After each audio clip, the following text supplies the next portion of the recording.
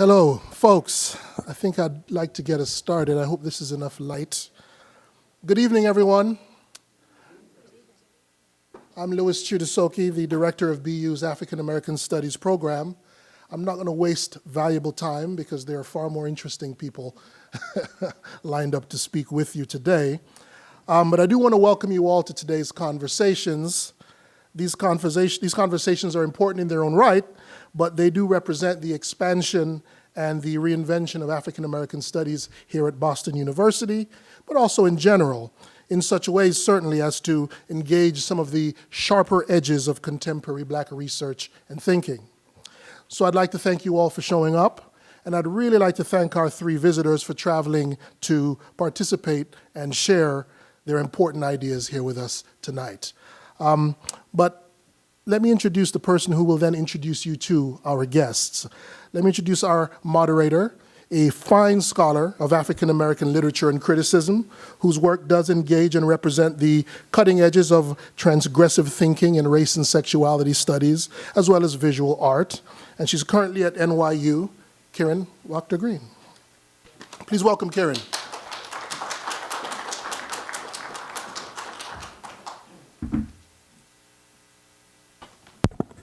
Thank you, Louis, for inviting me to be here today, and to Deirdre James for organizing.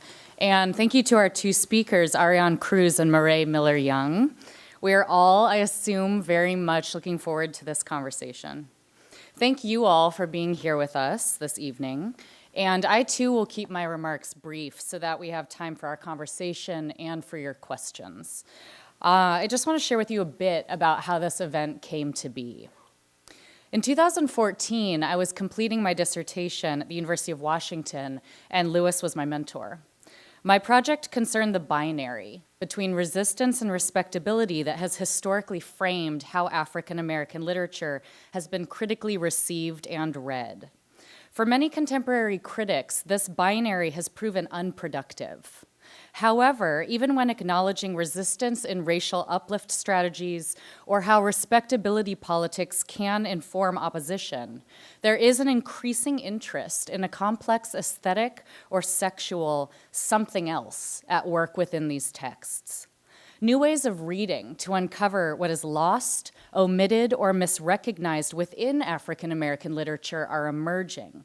And this matters because such excess has always been present in African American literature and culture.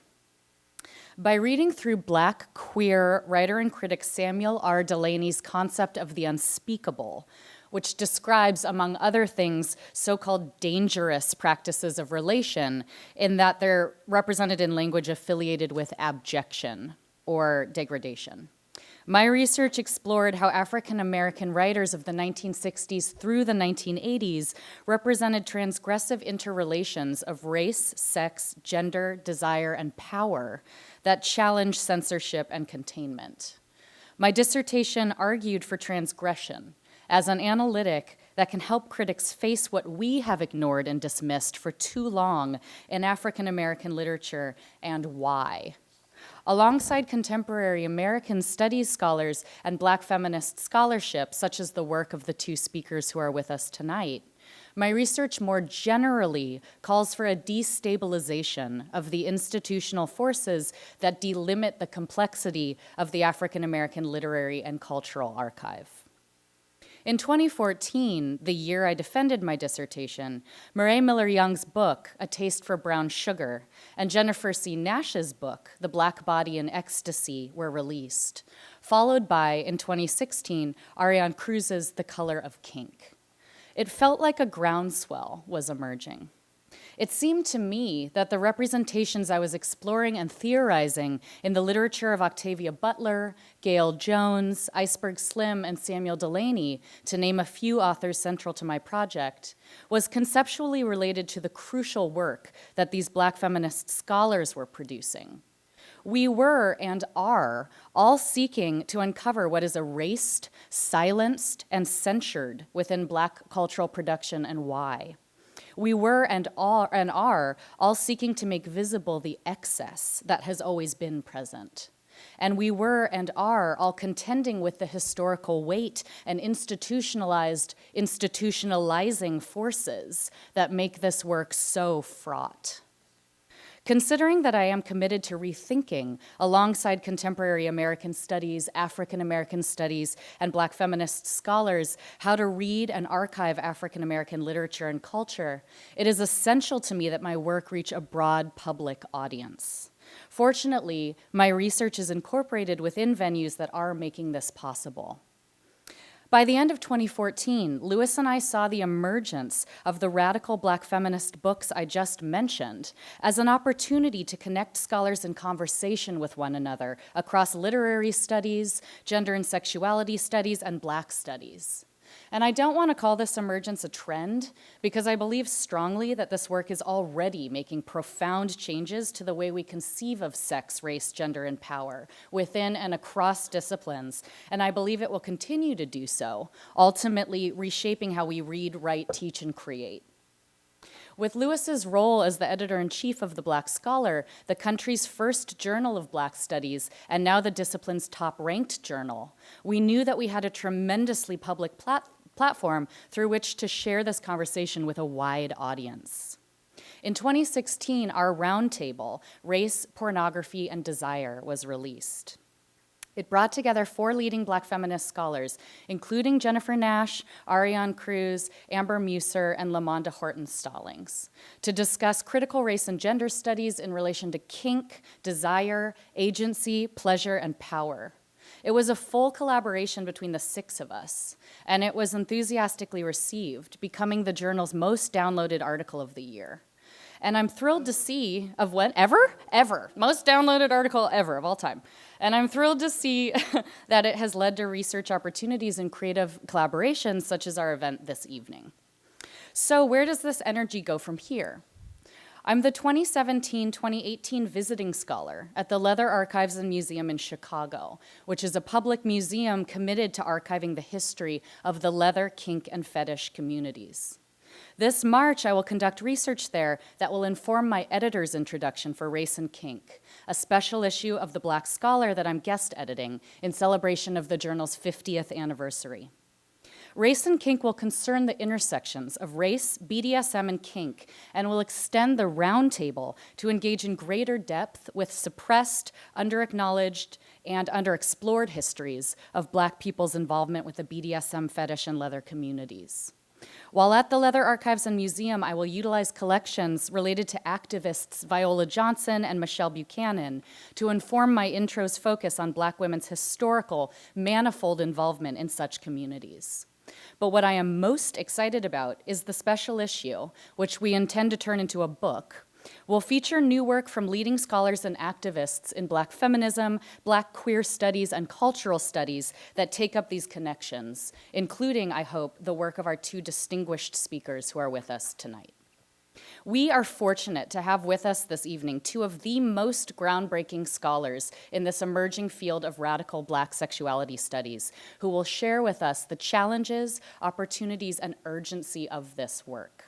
I'll introduce them in the order that they'll speak, and they'll each speak for roughly 20 minutes, and we'll then have a conversation before opening it up to your questions. Ariane Cruz is an associate professor in the Department of Women's, Gender, and Sexuality Studies at the Pennsylvania State University. She holds a PhD from the University of California, Berkeley in African Diaspora Studies with a designated emphasis in women, gender, and sexuality. Her manuscript, The Color of Kink, Black Women, BDSM, and Pornography, is published with New York University Press. Her publications appear in journals such as Camera Obscura, Feminist Studies, Hypatia, Women in Performance, the Journal of American Studies, The Black Scholar, and Souls. Her writing also appears in books such as the Feminist Porn Book, Black Female Sexualities, Black Sexual Economies, and more. She is the recipient of various fellowships, including the UC Berkeley Regents Intern Fellowship and Dean's Normative Time Fellowship, the Ford Foundation Predoctoral Fellowship, the UC Berkeley Center for the Study of Sexual Culture Dissertation Grant, the Penn State Africana Research Center Postdoctoral Fellowship, and the Penn State Institute for Arts and Humanities Resident Scholars and Artists Fellowship. Her research interests lie at the intersections between Black female sexuality and Black visual culture. Mireille Miller-Young is Associate Professor of Feminist Studies at University of California, Santa Barbara. A researcher of race and sex in U.S. history, her book, A Taste for Brown Sugar, Black Women in Pornography, was awarded the Sarah A. Whaley Prize by the National Women's Studies Association and the John Hope Franklin Prize by the American Studies Association. Dr. Miller-Young was a co-convener of the Black Sexual Economies Project, a multi-year think tank at Washington University School of Law, and is lead editor of the forthcoming anthology from that project and culminating international conference, Black Sexual Economies, Race and Sex in a Culture of Capital. A founder and convener of the New Sexualities Research Initiative at UC Santa Barbara, Dr. Miller-Young has published in numerous anthologies, academic journals, and news outlets, including Blackness and Sexuality, Porn Archives, Sexualities, Meridians, The New York Times, The Washington Post, Ms., and Spread, a sex worker magazine. She has been a featured guest on NPR, HuffPost Live, Sex Out Loud Radio, and Canada's Sex TV. With Constance Penley, Celine Shimuzu, and Tristan Taormino, she is co-editor of the feminist porn book, The Politics of Producing Pleasure, which was a finalist for the Lambda Literary Award for Best LGBT Anthology, and it has been translated recently into German and Spanish. Please welcome our speakers.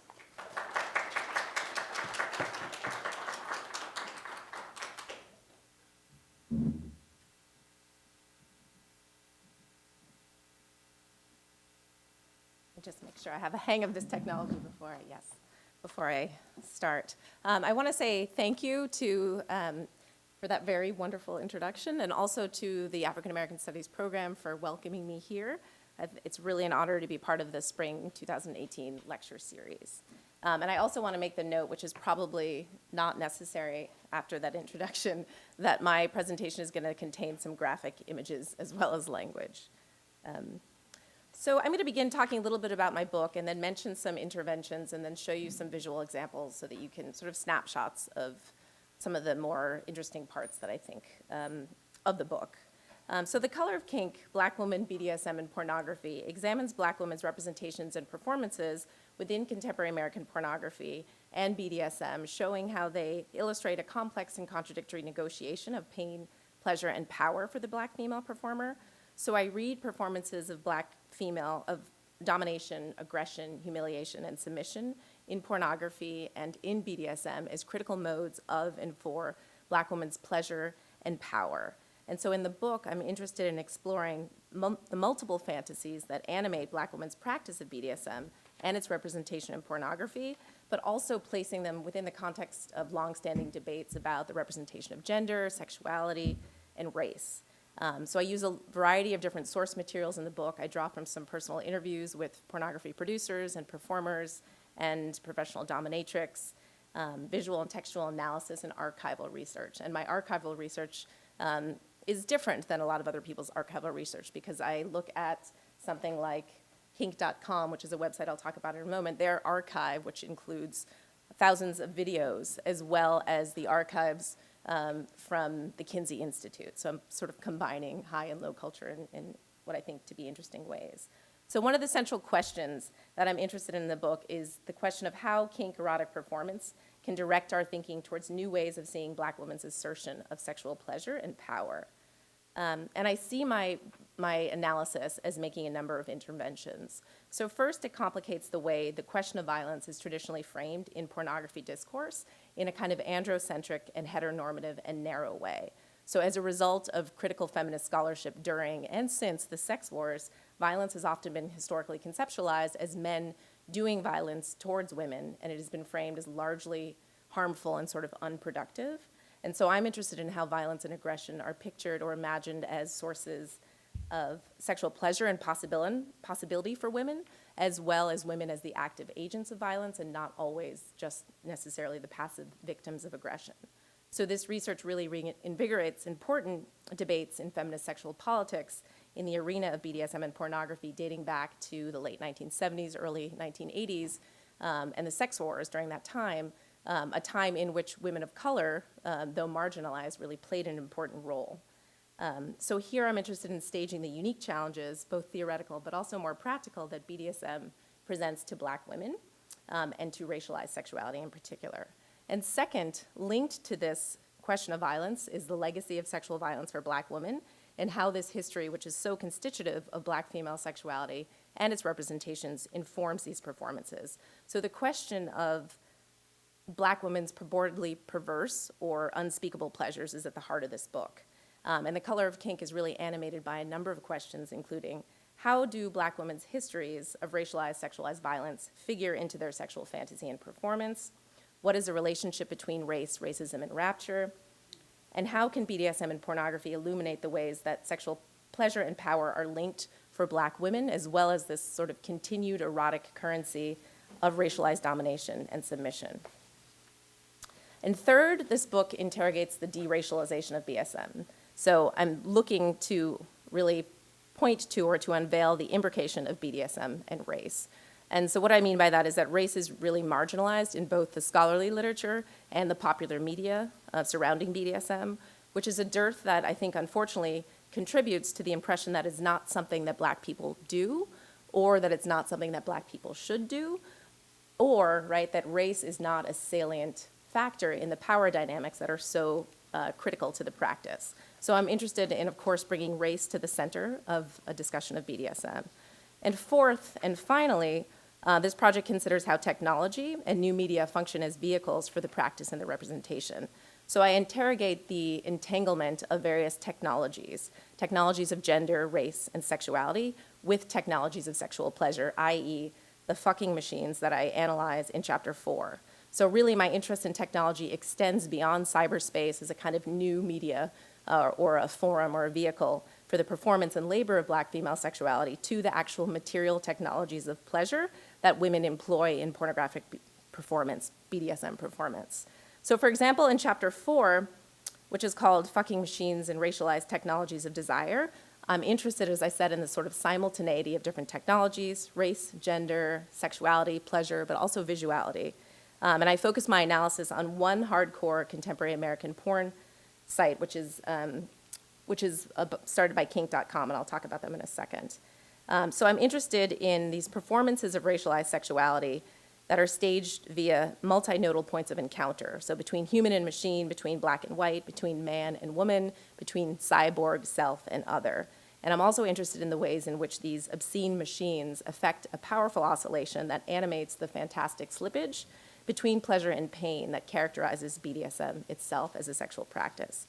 So the website Fucking Machines was launched in 2000 as, quote, the first fucking machine-specific product line ever released by an adult entertainment company, end quote. And it's devoted to mechanized phallic devices and female performers. And it's the brainchild of kink.com, which is a very huge internet-based pornography company that specializes in BDSM pornography. They operate many sites, and the company started in 1997.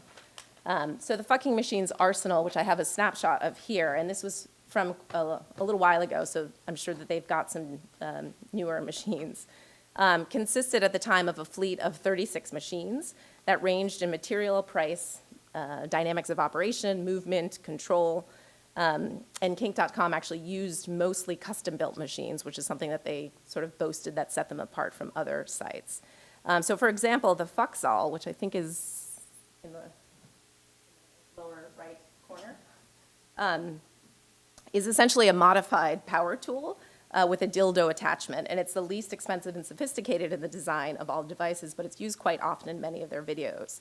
And as a kind of revamped power tool, it epitomizes a certain image of masculinity, embodying a heteropatriarchal male fantasy of penetration, play, speed, control, and repair, while compounding gendered sexual labor and physical labor in a dizzying oscillation approaching its max of 2,400 RPM.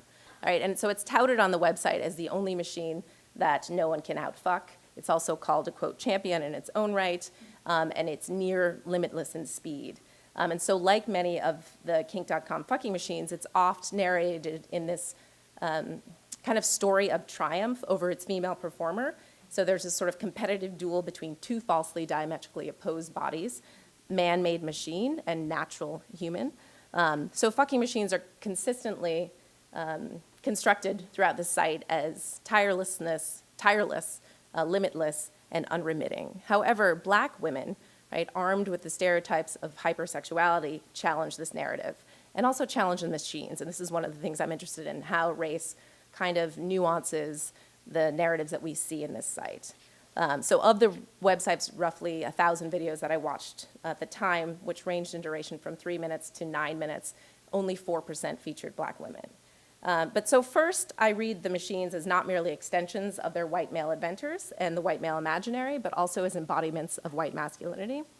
And reading the machines' whiteness is critical to unveiling the racialization of the bodies they fuck, to stage this intimate relationship between white masculinity and the performance of black female sexuality. So I'm suggesting that this racialization is not the kind of hyperbolic eroticization of black female sexuality that we're used to in pornography, but that it operates as a tool of black female racial sexual alterity nonetheless. So I also consider spectatorship as a site that reveals the machine's operation as technologies of racialization. So I read user comments as discursive performances of black female sexuality. And actually my readings of the site are mined through 3 different areas. I look at the actual videos themselves. So I'm thinking about what the machines are doing and what the women are doing, the kind of human performances, but I'm also interested in kink.com's textual descriptions of the scenes as well as the viewer commentary.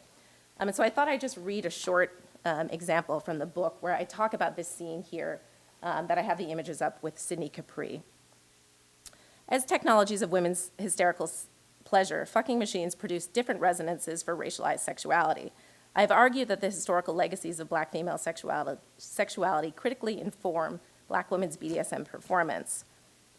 The racial performances here are less hyperbolic and more unfamiliar on a pornographic register. For example, well-known black female performer Sidney Capri fucks 6 machines in a dated medical laboratory setting that features a stainless steel gynecological table, a sink, a small frame on the wall representing a doctor's diploma, and you can't quite see all this in the back in this image, but a shelf with various tinctures and glass bottles, and antique medical paraphernalia that include a scale and a hanging skeleton. Her black female body in such a room, recreated as a 21st century space of pleasure, recalls a history of 19th century pain her sisters endured, from the probing of Sartre Bartman at the hands of Georges Cuvier to the experimental gynecological work of the so-called father of the speculum, J. Marion Sims, on the bodies of enslaved black women, a series of experiments that Sims himself describes as not only complete failures, but also as producing extreme agony. The history of the medical sexual abuse of the black female body has a long reach. This 19th century development, or the 19th century development of gynecological surgery on the bodies of black female slaves is ineluctable in these 21st century kink.com gynecological scenes of women's techno-pleasure, particularly when such scenes are inhabited by a black female body. So this scene with Sidney Capri, I'm interested in the ways in which it evidences the white male mediation of black female sexuality. So you can see here the hand of the engineer operating what's called the fuckatron, which is another machine. And so I'm interested also in how the white male disciplining of black female sexuality is made even more transparent by the rupture between the performative and the textual. So for example, the text description, which I wasn't able to show here, of the scene writes that she never gets tired. However, just after fucking her first machine, in response to the operator's orders to not wear herself out, she replies, "I already have." Right, so I'm looking at how this tension signals the site's investment in hegemonic tropes of black female excessive libidinality and the athleticism of the black female body. So if Capri is positioned as a tireless performer, this tirelessness is highly manipulated by the white male hand, which we see kind of eerily puncturing the frames. So I'm interested in the way that these scenes enable us to think about how the technologies of pleasure labor in the technologies of race. And another example I'd like to give you is, or show you, give you a snapshot of, is race play. And I think it's an example that speaks to the first and second interventions that I began with. So race play is one way through which I analyze the imbrications of pleasure and power, but also the impact of the historical legacies of sexual violence on black women's erotic lives. Their enactment of unspeakable perverse pleasures, and ultimately, again, this relationship between race, racism, and rapture. So sometimes referred to as racial play, slave play, nigger play, or cultural trauma play, race play is a BDSM practice that typically employs racist epithets, role-playing, or scenes. So for example, the antebellum slave auction, tools or props that eroticize racial difference, but also the history of racialized exploitation. And it's a deeply controversial practice in BDSM communities and beyond. So in chapter 1 of the book, which I call The Dark Side of Desire, Black Women, BDSM, and Race Play, I analyze how race play performances illustrate this kind of tricky negotiation of pain, pleasure, and power for the Black female performer. And I'm also interested in the ways that it might become a site from which we can rethink the formative links between Black female sexuality and violence. And I do so by drawing from a number of contemporary voices of Black women practitioners of BDSM. One of the women I draw heavily from is Malena Williams. So in race play, the taboo of racism and interracial intimacy can serve to fuel the transgressive pleasure garnered, but it's not just racism that is eroticized, but this sort of vibrantly imagined racial difference in which the color line is played with, constantly smudged, redelineated, and traversed. So for example, Malena Williams, who's a BDSM educator and writer, she was International Miss Leather in 2010 and San Francisco Miss Leather in 2009. She's written a lot about the practice as a form of edge play, or actually what she calls fucked up edge play, BDSM play that pushes one very close to the edge of their personal boundaries, safety and limits. So it's a kind of play with higher risk involved. And when I say higher risk, I'm thinking about risk in terms of the physical and the psychic. So Williams, who's actually sort of become a poster child for race play, believes that the prime motive in a race play scene is to underscore and to investigate race and or cultural differences and the challenge of cultural differences. One thing that I'm interested in her is that, in the book, is how she animates the body-mind fantasy, or the body-mind divide, rather, that undergirds race play for Black women. So this soma-psyche split is perhaps best exemplified by Williams' statement, quote, "My vagina isn't really interested in uplifting the race. What pussy wants is fucked up stuff. Dark scenarios to test the boundaries and cut with an exhilarating level of danger," end quote.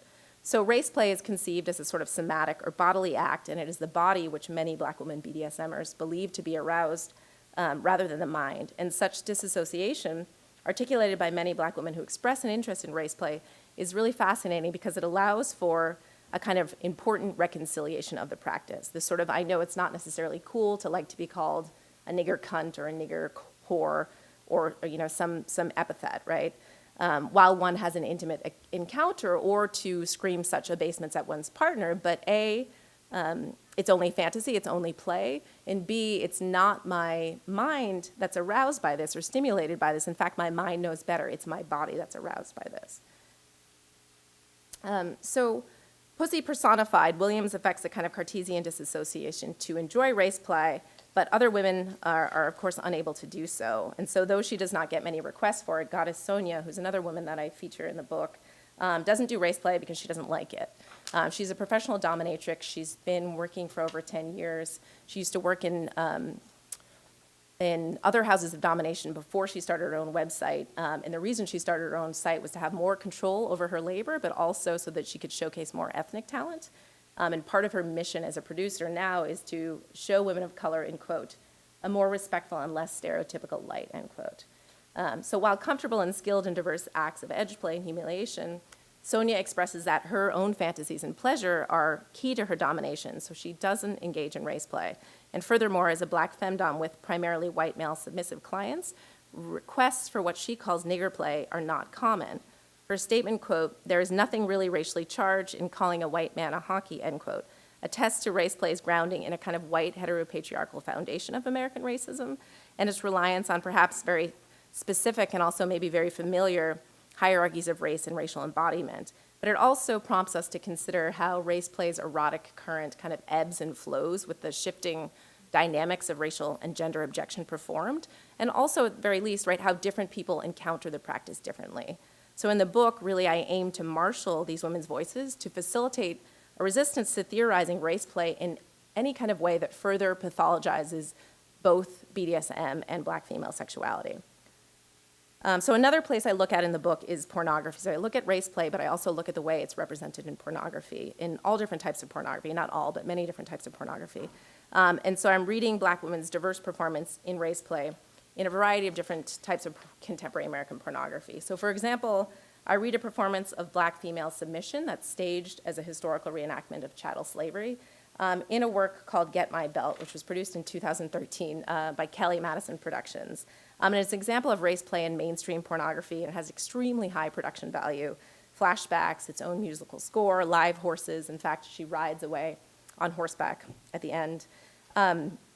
Really detailed costumes and settings, and it features, Black female porn star Skin Diamond as slave, who plays the slave to her sadistic white male master, who's played by Ryan Madison, who are both well-known in the industry. And in Get My Belt, Madison takes her from the plantation to this remote cabin for this very intense session of rough sex and bondage. So here we really see, the antebellum plantation is what Adrian Davis has called, quote, the greatest of American interracial sex factories. And there's also this really, interesting kind of aesthetic slippage going on here between Austral antebellum and the spaghetti Western Wild West. And so it's sort of this mythological landscape of slavery that really mimes or mimics Quentin Tarantino's Django, which was released a year prior in 2012, as what Henry Louis Gates calls a sort of postmodern slave narrative.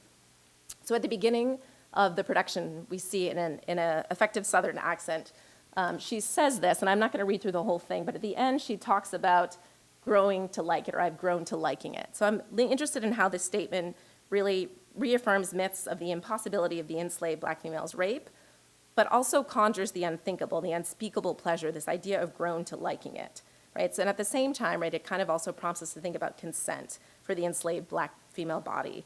Sadia Hartman, of course, writes about the simulation of consent in the context of extreme domination.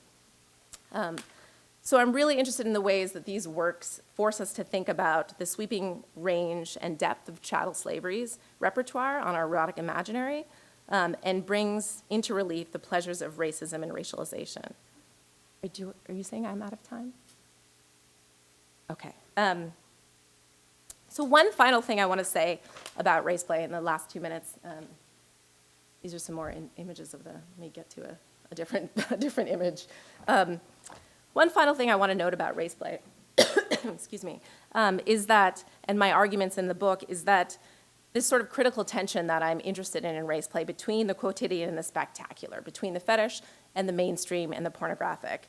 And what I mean by this is that even in the manuscript, as I analyze pornography and BDSM as kind of optimal spaces to enact race play because they're similar imagining as a space of fantasy, I unveil race play as a more comprehensive performance with a more universal sociocultural currency. So that is, I think we would sometimes do better not to necessarily read race play as some fringe, extreme, or aberrant sexuality situated in some marginalized, subcultural, specialized, or perverse realm of BDSM and pornography, right? It also operates in the mainstream popular imaginary. So it is at once spectacular and quotidian, everyday and extraordinary.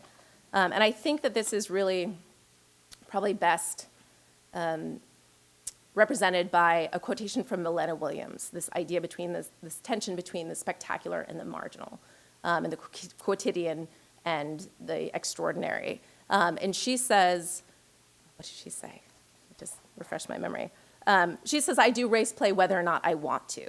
And so I really like this quote. I find it to be incredibly resonant here. And I think it speaks to the ways, or testifies to the sort of always alreadiness of race play for Black women, and the fact that we may be involved in race play whether or not we want to, or whether or not we know we are. But it also critically expands the scope and the stage of race play. But at the same time, even as I argue for this sort of expanded theoretical aperture of race play, I do want to make sure that we are understanding it within the context of kink. So I'm going to stop there. If I go down here.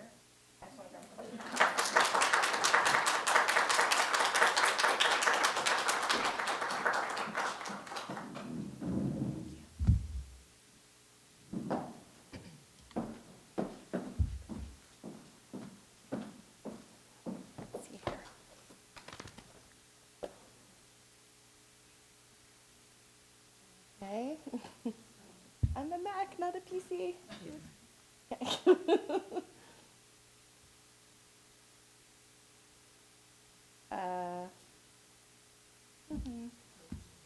Thank you. Oh, here, I think this is me, right? Oh, thank you.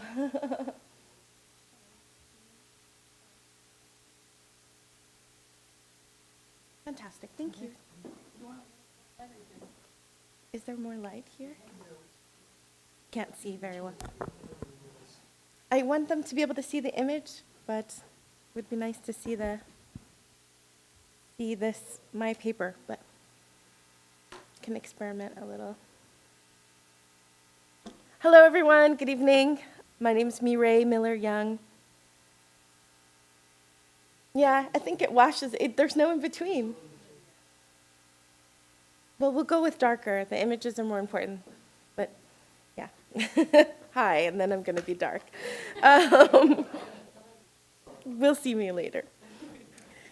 Thank you to the Department of African American Studies here at Boston University and all of the staff and faculty who worked so hard to bring me here and make this event possible, especially Deirdre James, Dr. Chud Soke, and Kirin Wachter-Grene. Appreciate this. And I'm really honored to be here and to share this panel with my friend and esteemed colleague, Dr. Ariane Cruz. So I was asked to, I'm sorry, I forgot that I had watermelon flavored gum. There's kiss. Sorry about that. That is so funny. I was asked to speak briefly about the process that brought me, a Black feminist scholar, to a topic like pornography, and to talk about some of the questions that have animated my work. So I wanted to give you a bit of a background to how I came to this. I began to formally study porn as a graduate student at NYU in the late 90s, when a small seminar with an eminent feminist professor turned my world upside down. In that course, I discovered porn was an emerging field of scholarship, and I was thrilled to find some writing by Black feminists on the topic.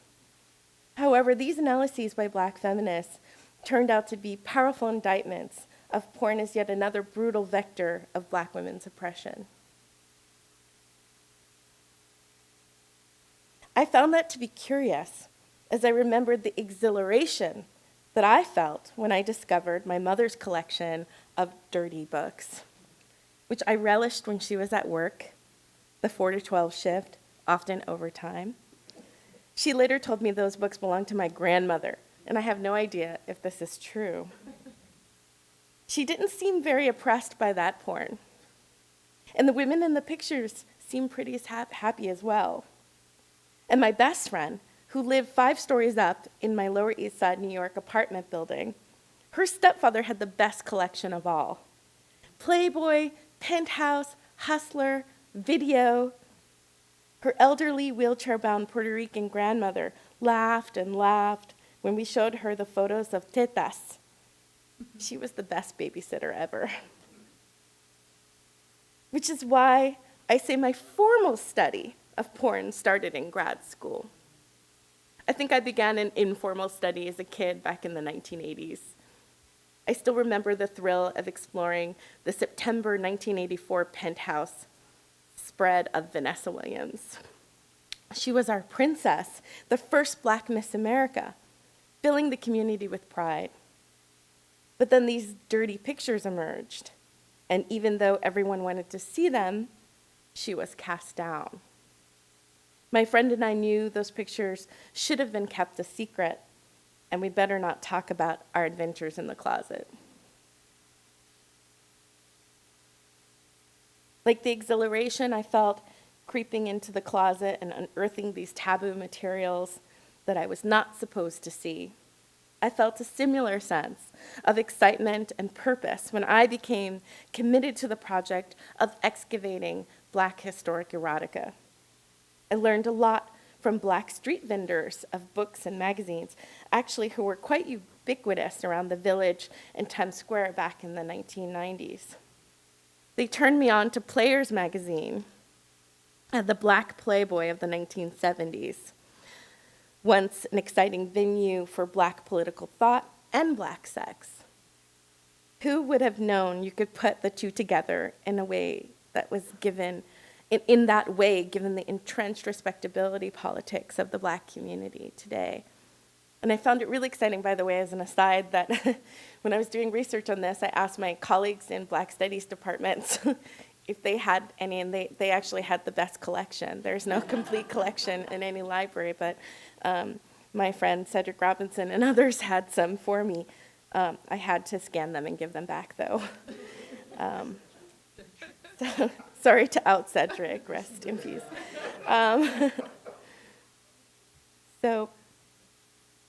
Sorry. I soon began to think about my research as an archaeological dig, bringing to light the scorned and hidden material culture of Black erotic life. I visited photographic and film archives at the Kinsey Institute, Getty, and many private collectors that I've met and befriended. Most of these materials were rescued from garbage bins or salvaged from police stations, and from a time when all such material was considered obscene and was criminalized. These images led me to a process of inquiry in which I attempted to question the claims by Black feminists whom I revere, Walker, Hooks, Collins, Lord, that pornography only limits and degrades us. What I found in these images was more complex than one might expect. A dynamic contest between expressions of Black women's agency and systemic racial, gender, class, and sexual oppression is what is a long history of pornographic expression that has been shaped over time by law and policy, technological innovation, societal norms, the business of the commercial sex industry, and as I have argued, race. I developed a methodology called a Black feminist pornographic gaze, a way of looking at images that assumes that Black women attempted throughout this archive to assert at least some agency into their sexual performances and labor, a way of viewing that allows us to see the possibility of Black women's interventions into a situation of power that they likely did not control. And I really love a series of this couple. She makes the most interesting faces. He is too. But this kind of boredom or kind of just a funny face I think she's making. And then in others in the series, you see this quite interesting intimacy and playfulness between them. This is a late 19th century, early, maybe first decade of the 20th century, likely French origin. So these historic slides of images that I found in archives are really quite interesting. I chose this one for you, Ariane. So the work that she's talking about in BDSM, this goes really, really far back, right? This is the beginning of photography. This is what people were doing when they first invented the camera, was doing this kind of photography. And there's something that I discovered is that, it's very hard to make an assumption about power as just a simple thing by looking at one photo. A lot of times, if you're lucky, you can find more than one in the series. Like I just showed you two of the same couple, and here's one where she's in control, right? So they definitely played with who was being the dom or the sub in those situations.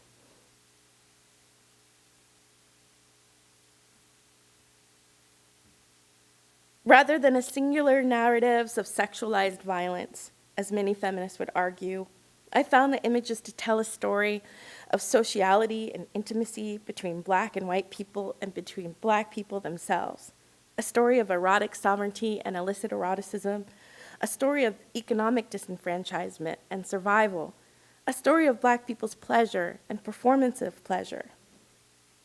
And I think this is really interesting, because it also includes a white man in the act, and it's likely taken in Harlem. There was quite a lot of images coming out of places like Harlem and Chicago at this time, and a lot of spaces that were offering this kind of sexual play and experimentation.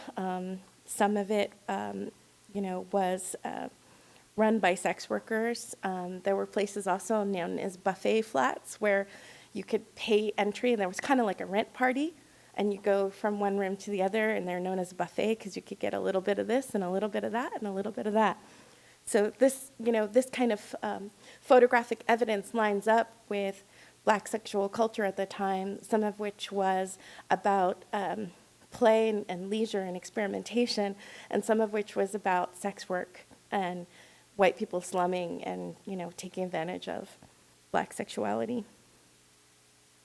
But these images force us to think carefully about the labor of sex and pleasure, in which Black women and men were often not in control, but nevertheless have endeavored to claim an element of autonomy, even in the most unlikely place. Amidst the worldwide exploitation, consumption, and dehumanization of Black bodies, we see a reworking of domination and pathologization through a humanizing pleasure and erotic exchange. So part of the intervention, I think, of this work is to humanize Black people in a way that, really counters this violent dehumanization. I think that this image is a collection of stills from a film called Darky Rhythm. These were short films that were usually about 10 minutes long, and they were silent films. And as a result, you see actresses do things to get attention like silent film performers did. So one of the frames shows her kind of eyes up, and it's just one frame in her doing this eye rolling technique. Like you would imagine, you've seen Josephine Baker, but also many silent film stars. They did this comedic eye roll during this silent film period as a way to kind of amp up the comedy and the performance. The other thing that I thought was interesting, other than the fact that she's squeezing his butt, which is a real sign of pleasure and wanting to take control in that moment, is her beautiful patent leather high heel shoe, which often she's raising so everyone can see it, so that the camera captures it, and it's very shiny, and her stocking is rolled down just so. And I saw these kind of gestures, these really interesting gestures of facial stunting and the fashion choices and the use of her body as being evidence of this kind of intervention that actors were making. So I began to see these moments of self-articulation as ruptures or glitches in the matrix made hypervisible. As the archaeologist, I could brush off the soil of these dirty pictures to reveal signs everywhere of an authentic smile or cuddle, a sardonic gaze, a look of total boredom, a sartorial intervention to show how an element of fashion can communicate Black beauty. I became inspired to expose a wider imagination of hardcore sex as an embodied protest. Freedom, dreams of radical racial, gender, and sexual possibility, a recasting of racial trauma emerging from chattel slavery and colonialism, to embodied self-authorship and communal exchange. What might it mean to truly address pornography, already believing that Black folks are sexual agents who have a stake in their eroticism and their erotic images? What does it mean to locate power and pleasure in so-called deviant spaces? So in this way, Ariane and I, our work is so much in conversation, where we're looking at the controversial and deviant and prohibited spaces of Black activity, and thinking about them is deeply political. This is the cover of my book, and it features Jeannie Pepper, who was the first Black female star in the 1980s. So my book, A Taste for Brown Sugar, Black Women and Pornography, is about not just the demand for and consumption of Black women's pornographic images, that's the taste part.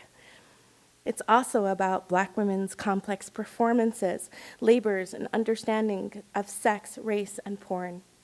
The book constructs a genealogy of images and spends quite a bit of time really interrogating the racist and sexist logics of the porn industry. I say that because some people assume because I talk about Black women's agency that I'm not critical of porn and that I'm just a pro-porn celebrator of porn, and kind of non-critical of thinking about the oppression that does exist in the industry and the kind of negative aspects of it. And so the book is definitely not that. I definitely interrogate the problems in the industry, but I do so from the point of view of its workers. And I look at where issues of representation, as well as pay inequality and abuse, are really important to them. So when I went into these spaces, I was really impressed, and this is like early in the 2000s, when the porn industry was much larger and more powerful in some ways than it was today. It was before the piracy move, and there was a lot of wealth and a lot of power in the industry, and a lot of people worked simply in that as opposed to trying to make a living doing other things. But you were very impressed by the overwhelming whiteness of the space and how marginalized Black people and people of color were in that, and that remains the case. So in this way, we see actors critique the overwhelming privileging of whiteness. Was central to my research, to push back against roles based on narrow racial stereotypes, or at least talk about the hard choices of whether to accept roles emerging from the most problematic fantasies and offered up by companies that could care less about workers or racial justice. We also see Black women talk about their value and the value of having Black women represent eroticism for other Black women. A desire for respect and glamour to be infused in their work, for mobility and access to the reins of power, for the need to have greater collaboration between workers and greater financial security. This is something that Jeannie Pepper was really a major critic and voice in the industry, talking about fairness, talking about equality among workers. This is also something was important to her, was the idea of respect. And she was somebody who was really invested in glamour and being as beautiful as possible and hoping to communicate the kind of strength of Black women through the way she presented herself. She married a German photographer named John Dragon, who captured her in a tour of Europe in the mid-'80s. And she was on the cover of Players magazine with the spread. But, what I thought was really powerful about her words, she talks about feeling free, taking her clothes off. And you could see, here she is in Cannes, France, in front of the Carlton Hotel, a very famous location. And all the tourists are looking at her as she's bearing herself. She went in the middle of the Champs-Élysées and different cafes and, naked. Here she is with her coat open in front of Checkpoint Charlie, which was in Berlin. At the time, this is really, a height of tension in the Cold War. Here she is building a bridge to the east. And, she and Ebony Eyes were over there and, got feted by the Germans.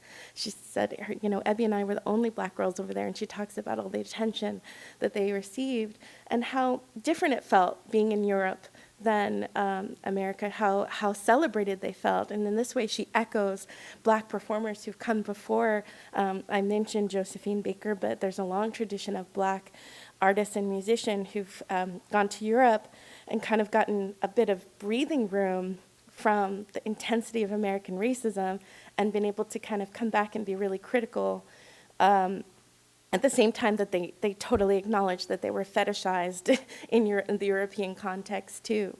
But I thought it's amusing to see them kind of at the height here of their power and beauty as young actresses in the 80s. So in fast forwarding and thinking about, where did this take us? As performers, more and more, and as directors and creators of their own sexual media, Black women, I would argue, have radically shifted the politics of porn.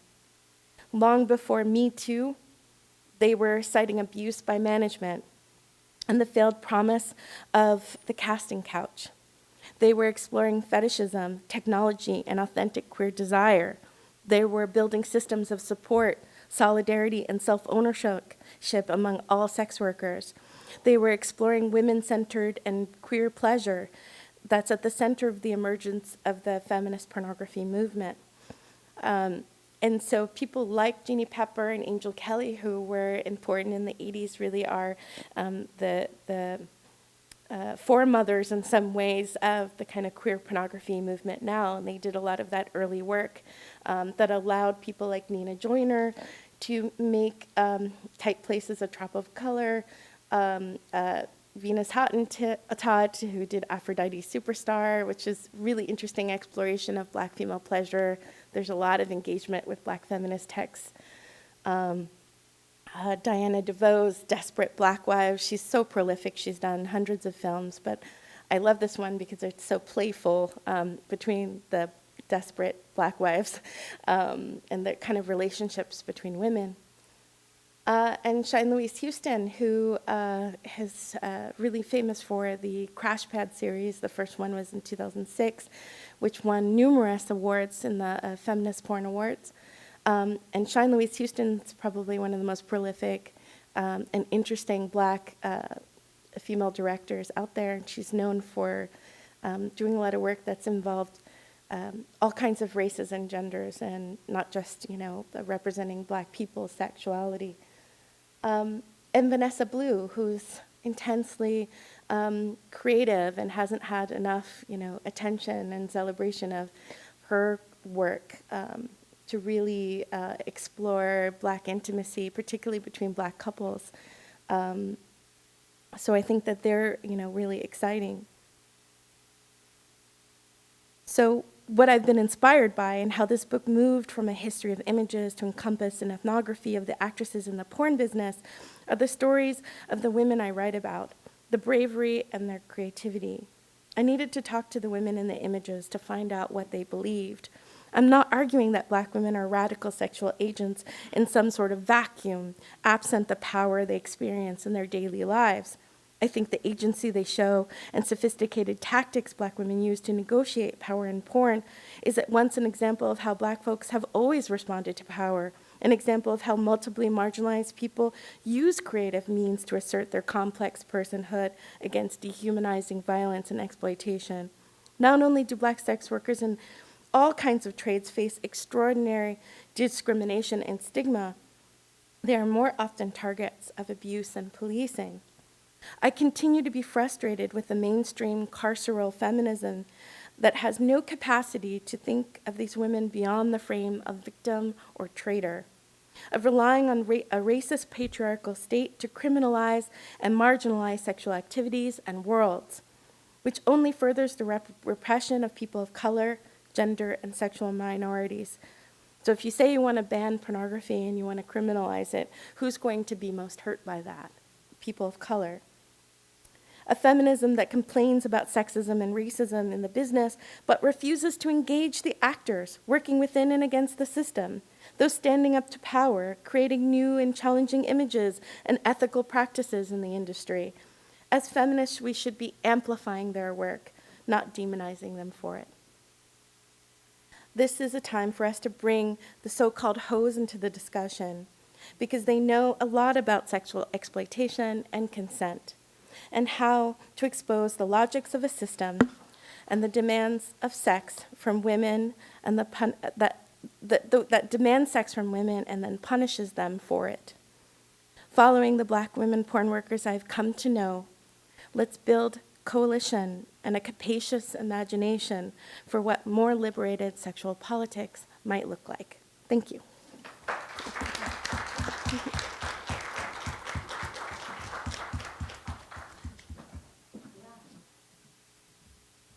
Thank you both so much for sharing your work with us. And thank you again, Lewis and Boston University and the African American Studies Department and all of you for being here. We have a bit of time to have a conversation amongst ourselves and then hopefully to hear some of your questions. So I wanted to start with this first question that I want to ask you. Both engage with this understudied, transgressive material, right? Where you're looking at race, sex, and power in these ways that I think Black Studies departments, Feminist Studies departments, can you guys hear? Okay. Oh, sure. So you engage with this material in ways that I think Black Studies departments, Feminist Studies departments, Women and Gender Sexuality Studies departments are long overdue to have these conversations. And we know the many historical reasons why such material has long been considered taboo. I think both of you touched on that. And why this material has been ignored and censored and condemned. And so I'm wondering if you can speak a bit about why you think culturally and politically we are now ready to receive this work. Why are we now in a moment when your work can be published and presented, in a space like this?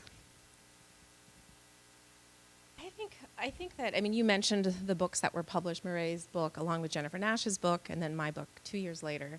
I think that before that, right, there's like a space that has been carved out, an academic space that has been carved out for us. I think there's been a lot of interest in questions about Black women's sexuality and pleasure. And I think that this is a response to the censorship of pleasure, but it's also a response to even Black feminists who are calling for more research on pleasure. So I'm thinking about somebody like Evelyn Hammonds, who writes in both The Problematic of Silence and Black Holes, and I'm forgetting what year they were published, 1997 maybe? She is talking about the ways in which The Problematic of Silence also affects academics and our scholarship, right? So it's not just something that affects the subjects that we teach, but how can we think about the politics of respectability and The Problematic of Silence as kind of permeating academia to affect the research that we do and that we don't do. Right? And she actually calls for more research on pleasure, exploration, and agency. And I know that all the people that are doing this work now really read that line, and she repeats it in both essays. It's almost the same line. Really took that as kind of a call to action. So I think that I see it as a wave that started a long time ago.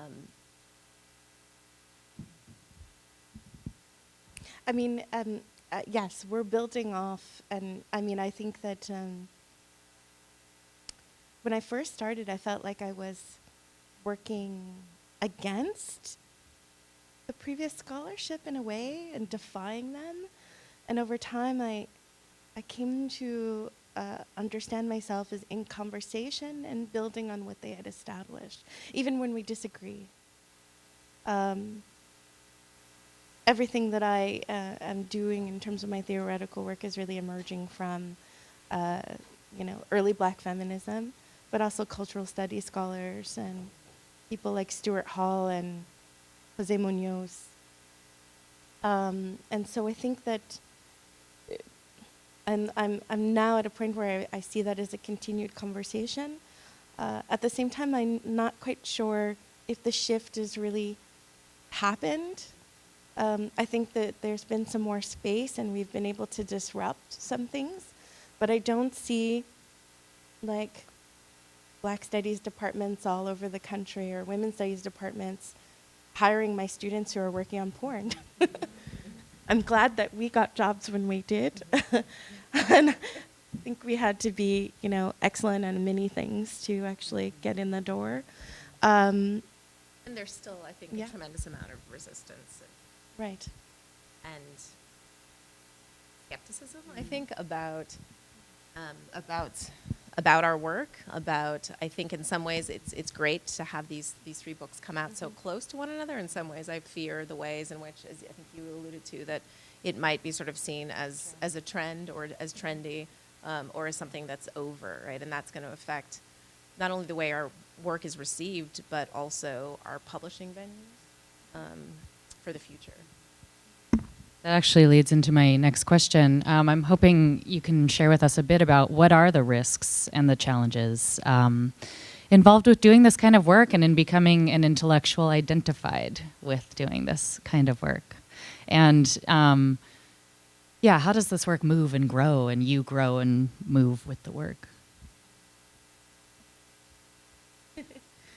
You know, it for a long time it was very hard because, yes, I mean, I had a job, but I think I was trying to get other jobs, and I would get very close, but there would always be a feminist in the room who just lost it on me.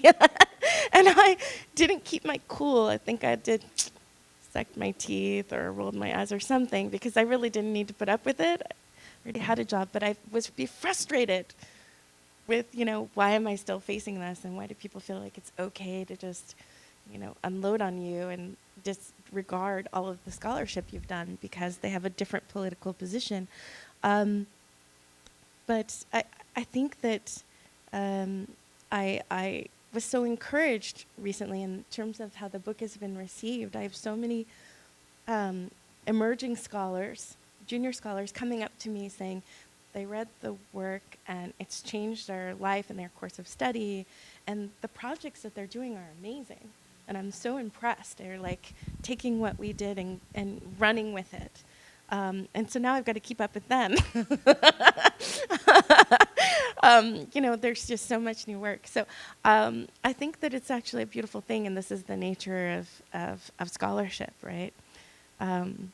So, you know, I never thought of myself as being like a senior scholar now, and I guess I'm coming into that position. But what is exciting about that is to step into the role of mentor, which I really believe in as part of the political work of being a Black academic, a Black feminist academic, is to support the scholarship, particularly of Black students, students of color, queer students, undocumented.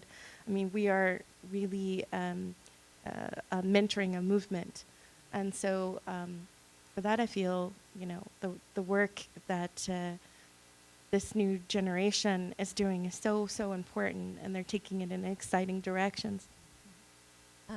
Yeah, I would certainly echo the kind of stigma around sex work and pornography and kink that permeates the academy, but that you also experience sort of outside of the academy when you study. Get sort of a range of very interesting reactions. And that was actually discussed in the interview, the Black Scholar interview that you did. Many people talked about one of the risks or challenges of doing this type of work are the sort of assumptions that are placed on you and the ways in which the research that you do sort of reflects your own personal fantasies, or the ways in which the body, I think Amber writes about this beautiful, the ways in which the body becomes your body, and people sort of project that. And sort of going, or maybe building on this idea of the body, I think one of the challenges is the body and the personal nature of the work. So in the book that actually, in the article that I published in your feminist porn studies, I write about kind of the experience of seeing the people you know in pornography and seeing yourself in pornography after sort of consuming a lot of it. But I'm also interested in the ways in which, Linda Williams writes about pornography as one of 3 body genres. Pornography, she writes about horror and melodrama, right? So they're genres that have like a sort of very visceral effect and a physical effect on the human body. And so I'm interested in that as being a kind of risk or a challenge of pornography, the effects it has on you. And I'm interested in this, in the ways in which, what does it mean to be sort of aroused by images that you find personally disturbing, which goes back to this idea that I talked about, this sort of body-mind split in the talk. But it's a strange thing, right? And it's something that keeps happening, but in various different ways, right? So what do you make of that? And then another thing that we were talking about are more material, but like maybe or more methodological, like images. And I think with the prolificacy of porn, we also have to think about the instability of porn. So you find an image, and then you go back and it's no longer there, right? Or you have an image, but the images aren't high resolution, so you can't use them, right? So there were a number of images that didn't get into my book because they weren't high resolution. I was really disappointed about that. Oh, totally. Yeah. Or, you know, you think that the woman in the image, like, you should ask her, but it doesn't belong to her. It belongs to the photographer, and you have to track him down. And so I had the experience of having to, like, pay money and really, like, do a lot of negotiating to get the images of Jeannie Pepper.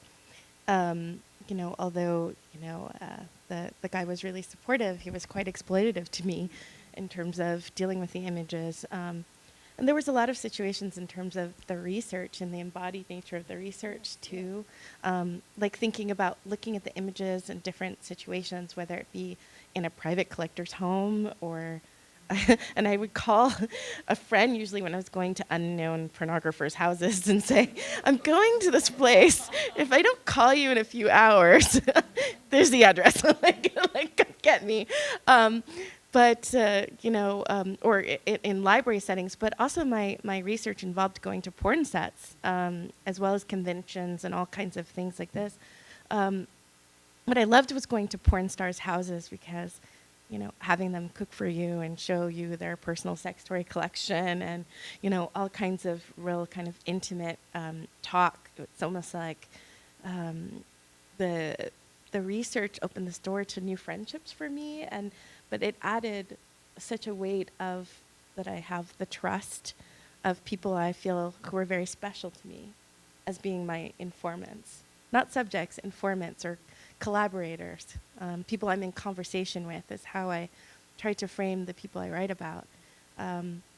But going to porn sets was really interesting, and it brought out my sense that you wouldn't think that I'm shy doing a project like this, but I totally got just so shy. And I remember Nina Hartley and Mr. Marcus were about to do a scene, and they went like this, come on the bed, come over, sit with us.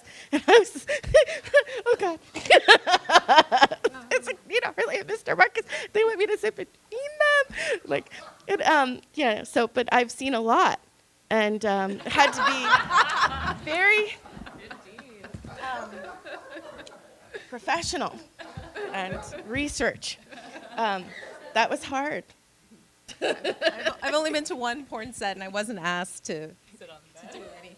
Unfortunately, yes.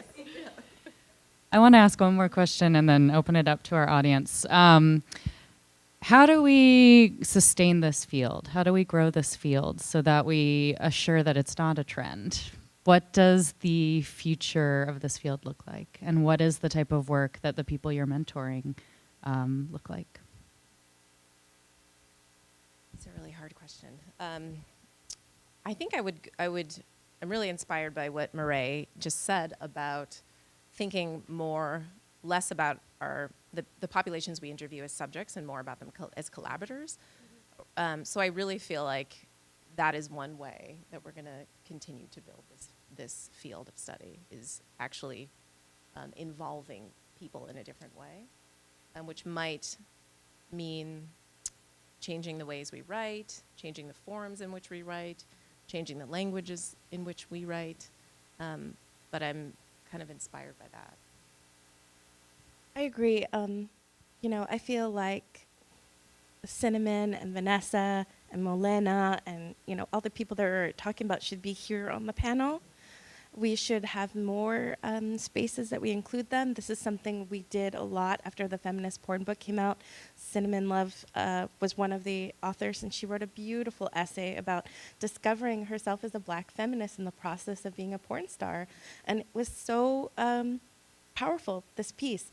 And what I loved was, because she was in the space, she came to the National Women's Studies Association conference, and gave this speech and in many other settings that we had, this conversation between academics and the artists.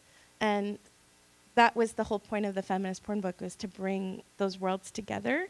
And I'm trying to do that too. I'm doing a special issue of porn studies that really most of the academics have fallen out. I don't know for whatever reason, but I have this incredible forum that's all performers writing.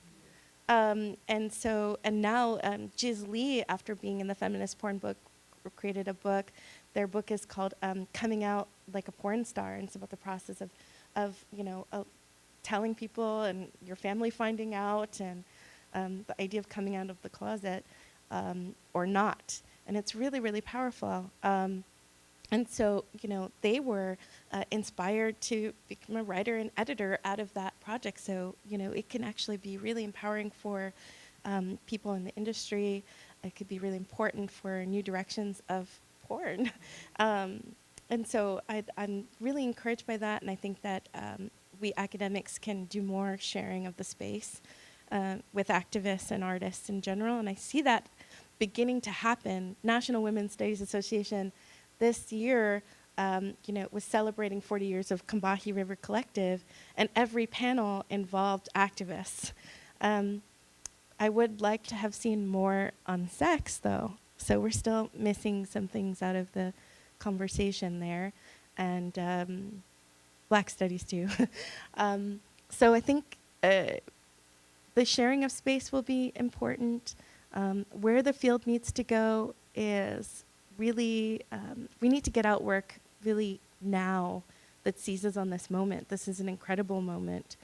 What does all this mean in the context of Trump and DACA and mass deportations, the militarization of our schools and policing, and Black Lives Matter? Like, we need to be in conversation with these moments, and sometimes the structure of the academy means that, our peer review process, it takes so long to get our writing out, and we don't really get, credit for doing crossover writing sometimes. That's extra, writing in a mainstream forum. But we need to find ways to really be in conversation and be part of what's going on now, and involve that in our research and our classes and our outreach. Does anyone have a question that they'd like to ask? And this is actually. Oh, okay. Sorry. Okay, thank you.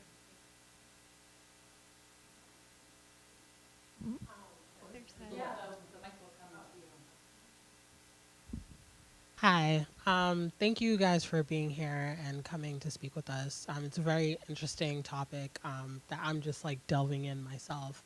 And you mentioned earlier how like the porn industry is changing, and I guess like porn actors or actresses don't make as much money, or because of the piracy issue, and they're more in charge of their own stories with like directing and writing their own stories. And with social media and technology, can you speak about how that can kind of like change the overall like pornography business and give them more of a voice and more control? I'm like, yes. No, I should have included that in the talk, but I'm so glad you asked that question. I think, as I was finishing the book, the whole thing about Black women directors became an epilogue because they were just starting to, and I had been doing my research from like 2002 to 2013, and there were really like no Black women for most of that time who were directing. But as that shift was happening in the beginning of like social media, it was really interesting because people like Vanessa Blue, they found that they're not included in these mainstream films, so they can either make a film on their own, but then you can't get it distributed. So you either can like beg a production company to please let you be one of their directors, or distribute your film, which is really hard. So how they were struggling with like how to make products that would get directly to their consumers, and a business named Clips for Sale emerged and allowed you to make short 5 or 10 minute films. It's kind of almost going back to the early Blue movies of these really shorts, and they realized people like Cinnamon Love were doing this too, that you could cater to the fetish community in really specific ways. Like, there are people who just want to see you smoke a cigarette. There's people who just want to see you wash your hair. There's people who just want to see you sit on a balloon. And they loved it because it didn't involve all the labor of having sex and going to a set and having to deal with all these people. Like, they could film it in their house. And, Vanessa Blue is someone who had learned to become a filmmaker herself and do editing and all of this. She had a really amazing studio that she had built from years of stripping and escorting and porn, like her own studio, and knows how to make films. But she was like, yes, I'm going to make like 1 billion of these 5-minute films, and you charge $10 an hour, and that's bread and butter.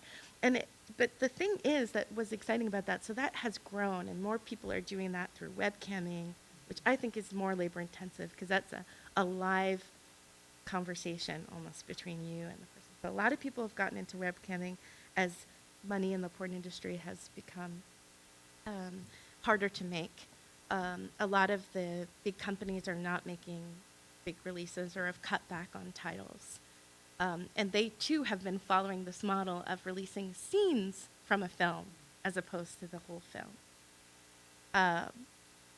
So as people have been noticing that shift, they've been trying to just keep up with the technology, but what it means is that they're kind of always working in a way that they weren't before. Like, so social media requires you to constantly be on, and you need to be on social media to cultivate your audience, to get them to come to your site. And if you go on Twitter, so much of Black Twitter is sex workers. They are DOMs, they're doing financial domination, they're doing other kind of domination, they're doing all kinds of fetish work, they're advertising for their porn, they're advertising for, escorting, when they're feature dancing, everything. And that doesn't stop. Every little scene, every little interaction is working towards that. And so in some ways, it's even added work because you have to advertise for yourself all the time. And, the big agencies are not really supporting. So it's a really interesting moment right now to think about the labor and the kind of possibility of having control, but also the constraints of that within the technology. Shine Louise Houston have a VOD, video on demand, is it pink and white? I forget the name of it, but a similar service.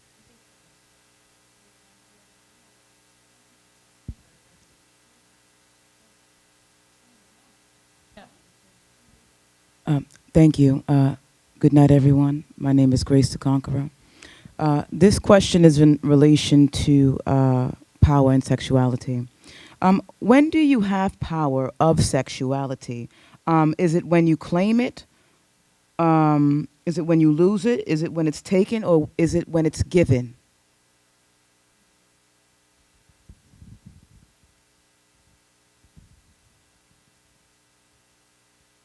That is an amazing question. I'm not sure how to answer it, but I'm inspired by, in my work, I draw a little bit from Foucauldian ideas of power, and also Derek Scott's notion of power and the power of objection, the power of Black objection, and the power of the bottom.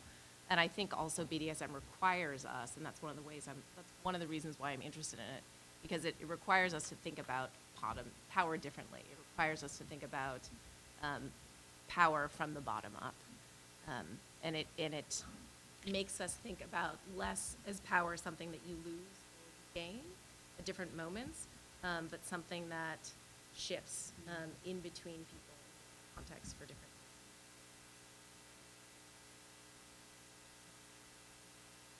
A fantastic question. I agree with what you That was a really good answer. There's one more, maybe? Okay, two more.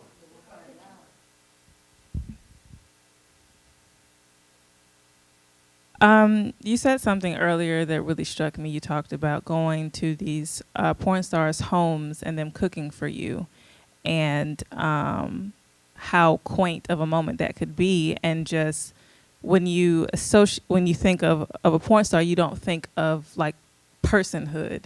And so, what has your work shown you, or maybe in experiences and conversations with these porn stars, this corollary their experience when they have the ability for their intimacy to be emancipated through sex, but their intimacy is also masked. Intimacy is masked as a person. For that question. Yes, your students and faculty are amazing. I was so honored to be brought into people's spaces. It wasn't something I expected. I thought, okay, we'll meet at a coffee shop or something. People said, come over, and something that I meant to have an hour conversation ended up being hours, and one interview was 10 hours, multiple days, years. I think that I've really been conscious of my position of power vis-a-vis these women, because ultimately I'm taking from them their story and then using it for my own gain. What makes me different than a porn director in some way, right? I get to profit off of their stories in a way, and it's been a really uncomfortable power dynamic for me. But what I've tried to give back is a more complex understanding of people's personhood, what I found, was very different from even my expectations. These are women who are mothers, sisters, aunties. They have brought their family from wherever and are putting them up in the condo in the house, and they're doing all this family labor. They're not in porn for themselves. They are taking care of a wider network of community, and they are loved and appreciated by their families. They didn't just fall off a bus and are alienated, alone, and on drugs and pimped out. In fact, one of the biggest claims of mainstream feminism now is that women are trafficked in the porn industry. I never met anybody trafficked. I met someone with questionable boyfriends, but I've seen these women. From the heartbreaking, situation of just trying to make enough to take your son to Disneyland, to putting your nephew through college, or with Lola Lane. She worked as a manager at a clothing store, and she was struggling with MS. And MS is really debilitating. And she would be so sick at work. Porn allowed her to have time to recuperate her body and take care of her health, which is, you think of the kind of ways in which porn is imagined to do this ravaging, nasty work on the body, right? And the way that it's described by people like Gail Dines to, in disgusting ways. But in fact, it was for her recuperative, and it allowed her to spend more time with her son, who played football. You don't get weekends off when you work in retail. She was able to do that. And so I've really been struck by their generosity of spirit, by their sharing of their stories, by how much they give to other people. And that's why the work that I've been doing in terms of since then has been really about excavating the hoe. The next project takes off of chapter 4 in the book is called Hoe Theory. And that's the work I'm doing in the next book, is to think about the hoe as the Black working class heroine who takes care of community, and how she's been vilified for it. And so I see that as is so crucial. Thank you. Black maternal and black Yeah. matriarchy at the same time. Absolutely, Yeah. which is often seen without sex at all, right? Exactly. We've Sexual. attached the mammy image to our own motherhood. Not right. So I'm interested in the flip side of what you all have been discussing, and how I see sexual repression as a barrier, but a permeable one. And how would you advise someone to press through sexual repression in normal conversation in order to introduce someone to these topics? So do you mean somebody who is experiencing sexual repression in ways that would prevent them from even consuming these topics? In what ways?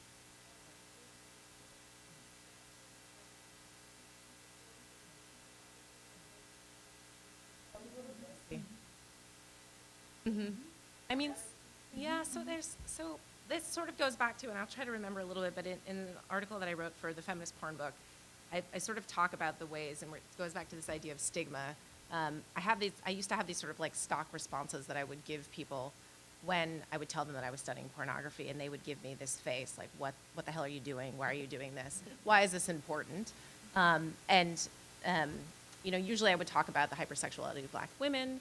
That wouldn't really work. So oftentimes I would resort to the business of pornography and money and the economics of pornography and sort of how it's this multi-billion-dollar business. And that would be so that alone was sort of this way that we, for that sake, we should be able to study it.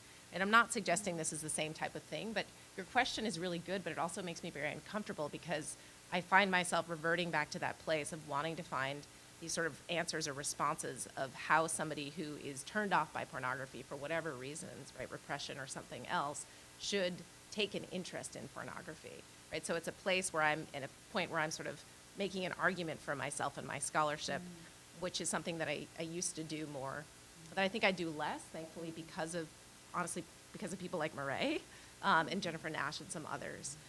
But it is a good question, and I'm not sure how to answer it. I mean, I think that I would sort of go back to this idea of the marginal and the central and talk about or have people think about the ways in which pornography is not necessarily something dirty or marginal, but it's everywhere, right? And that's a very easy argument to make because it literally is everywhere, right? So to think about repression, how is pornography repressed? Like if we are repressing it personally, or if we have a personal repressive relationship with pornography, how does that conflict with the ways in which the rest of the world isn't repressing pornography? Not the same as repression, but I think there's certainly something to be said for exploring and valuing celibacy and asexuality, and challenging this idea that sexuality is somehow the answer, or right, like what we need to turn to open up so many conversations about power and desire and race. Which goes, everything I'm saying right now goes against my work, and yet it's stuff that I very much want to explore in my book that I'm working on right now, in the end of my book. So thank you for that. Another thing might be to introduce them to like a specific type of pornography, and think more about feminist pornography, right? That might be a place to start in thinking about not only how feminist pornography produces different sorts of images and different sorts of narratives, but the ways in which it aims to change the material conditions of labor. You could have conversations about story and narrative and images, but you could have also those conversations about labor. All right. Well, thank you so much again for this really amazing panel. So my question is primarily directed towards Professor Cruz. So first of all, I want to share a little Berkeley love, Barrows Hall. Yeah. All right. But anyway, so part of my question is obviously your work is very much in dialogue with the current thread of sort of racialized bottom theory that I really, really appreciate. As was sort of brought up in the beginning, we had that sort of polemic between the respectability versus the resists exactly. So I'm thinking about your work alongside, of course, as you said, Derek Scott, Elizabeth Freeman, Amber Musser, right? And I feel like there is and a lot of my work is also kind of in that sort of a conversation in the same body of work. So part of me is also still trying to grapple with the larger question of the relationship between trauma and pleasure, right? And I'm, even though I myself am aligned with that argument, I'm still also pushing back against it as well. So I'm sort of thinking about Musser's larger ambivalence towards a cultural politics of masochism as being sort of inherently liberatory, right? So I guess I'm trying to figure out, so within your work, do you feel like pleasure is sort of a way out of trauma, a reconfiguration of trauma? Like, does this get us out of the overdetermination that we see within trauma studies? I guess. I would say no. I don't see it as a way out of trauma. I don't see a way out of trauma. I don't see a way out of suffering. Like, I'm probably more of a Buddhist in that respect. And I know that sounds pretty negative, but I also don't see it as, I like to think less of like liberation, and then Kirin and I were talking about this, and more of transformation.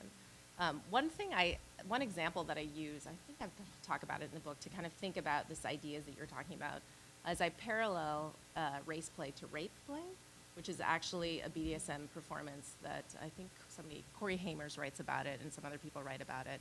And I find it really helpful in kind of thinking through some ideas about how, as you said, that we might not overcome trauma or somehow liberate ourselves from it, but like re-script it, right? So she writes about the ways in which female survivors, particularly she's writing about, of rape, engage in a type of rape play that enables them to re-script their experience of sexual trauma. And in doing so, I'm not trying to parallel present-day survivors of rape and sexual assault with Black women and post-slavery subjects and the trauma, the continuing trauma of chattel slavery, but I'm just interested in the kind of overlaps around the work that we can do with trauma and the work that can't be done with trauma and the already unfinished work of trauma. That's a really good question. Folks, please, could we thank these three folks for their presentations tonight?